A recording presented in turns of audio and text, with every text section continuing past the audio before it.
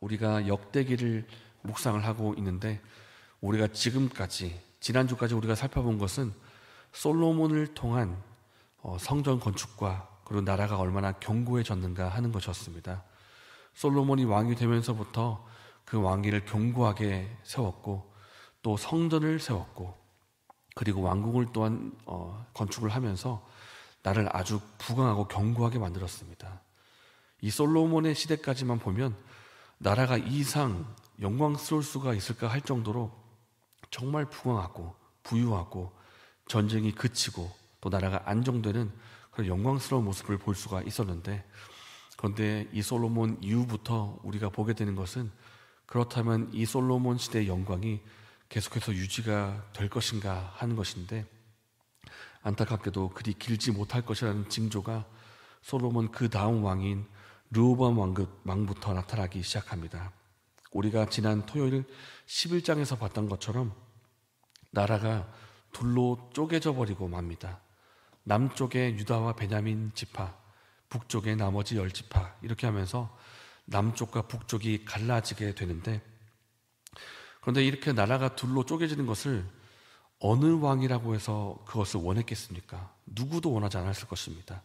그러나 이렇게 나라가 둘로 갈라진 것은 하나님의 어떤 크신 계획 가운데 이루어진 것이다, 하나님의 뜻 가운데 이루어진 것이다, 그렇게 말씀하고 있습니다. 10장 15절 말씀을 제가 읽겠습니다. 이 일은 하나님께로 말미암아 난 것이라. 나라가 둘로 쫄개진 이것이 하나님으로 인해서 이루어진 것이다, 그렇게 기록을 하고 있습니다. 그러나 우리가 오해하지 말아야 될 것은 하나님이 이스라엘을 둘로 쪼개진 이것이 가만히 있다가 갑자기 하나님이 이번에는 나라를 둘로 갈라볼까? 이런 식으로 나눈 것이 아니라는 것입니다.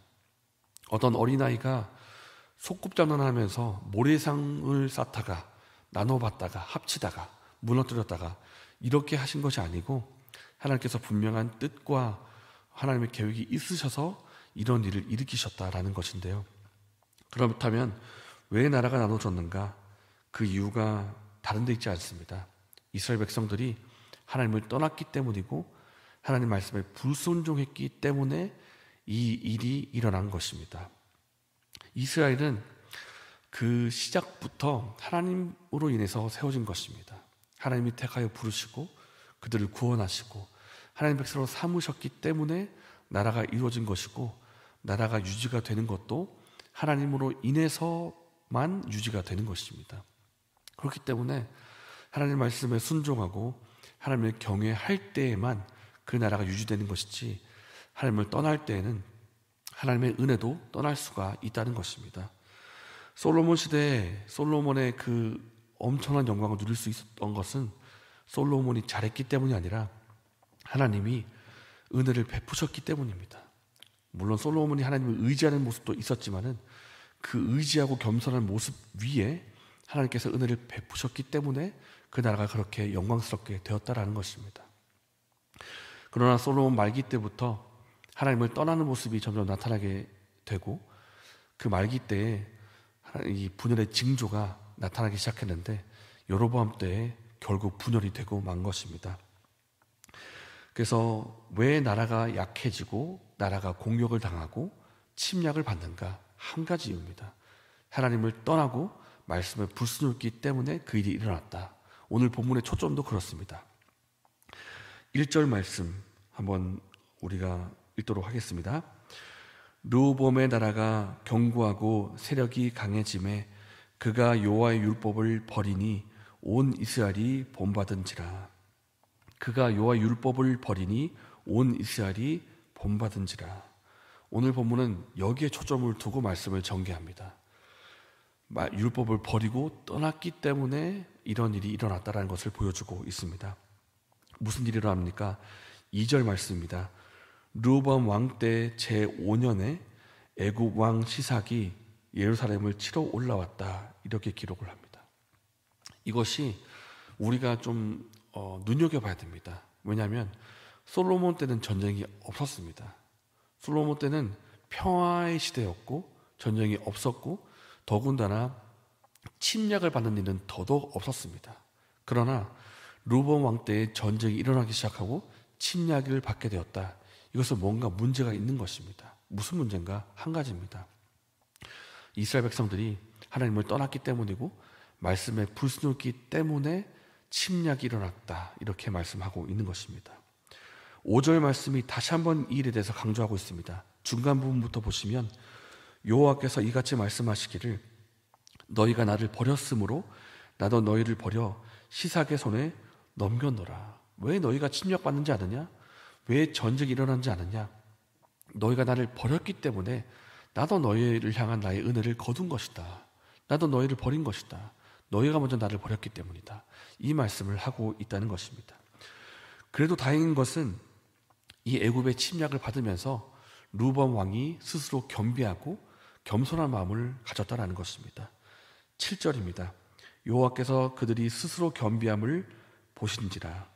여호와의 말씀이 스메야에게 임하여 이르시되 그들이 스스로 겸비하였으니 내가 멸하지 아니하고 저희를 조금 구원하여 나의 노를 시삭의 손을 통하여 예루살렘에 쏟지 아니하리라. 전쟁이 일어나고 침략당하는 모습을 보면서 여로보암이 아마 이런 생각했던 것 같습니다. 우리가 이렇게 침략당하고 약해진 것은 내가 하나님을 떠났기 때문이다. 이스라엘 백성들이 말씀에 불순종하기 때문이다. 지금부터라도 하나님께로 돌아가서 겸손한 마음으로 주님을 의지하자. 이렇게 품었더니 하나님께서 마치 기다리기라도 하신 것처럼 그 징계의 손을 거두시는 것을 우리가 보게 됩니다. 그러니까 하나님께서 징계를 왜 하시는가? 나라 멸망시키라고 한 것이 결코 아닌 것입니다. 하나님의 징계의 목적은 회개와 회복에 있기 때문에 당장이라도 주님 앞에 돌아오면 하나님이 그 징계의 손을 바로 거두시는 것입니다. 이 일이 오늘 본문에 일어나고 있는 것을 우리가 보게 됩니다. 그렇다면 우리가 이 르호보암이 불순종하는 모습을 보면서 한 가지 질문을 해볼 것은 왜 하나님을 떠났는가? 왜 불순종했는가 하는 것입니다. 처음부터 그렇게 내가 하나님을 떠나야지 마음을 품지 않았을 것입니다. 그러나 어느 순간부터 하나님을 떠나는 마음이 있게 되고 하나님을 불순종하는 마음이 있게 된 것이 왜 그렇게 됐냐는 것입니다. 그 이유를 오늘 본문 1절이 보여주고 있는데요. 우리가 1절을 다시 한번 읽어보면 좋겠습니다.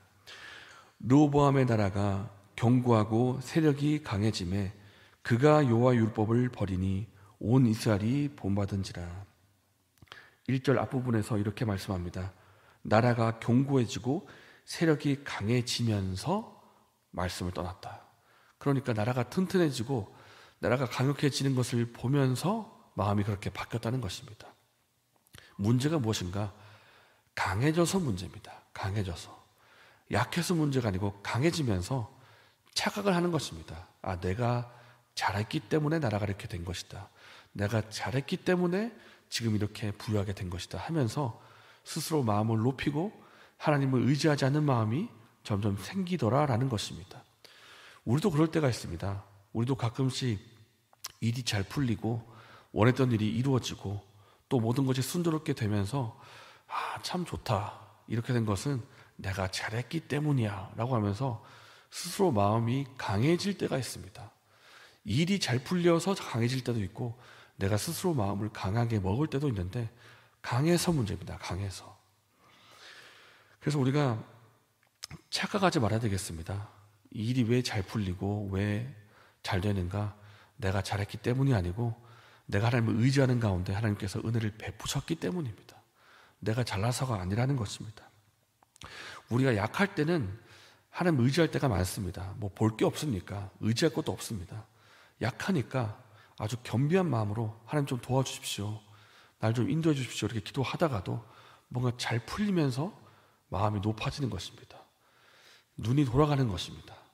하나님을 향했던 시선이 잘된 일을 바라보게 되고 강해진 그것을 바라보면서 하나님을 의지하지 않는 모습이 나올 때가 있다는 것입니다.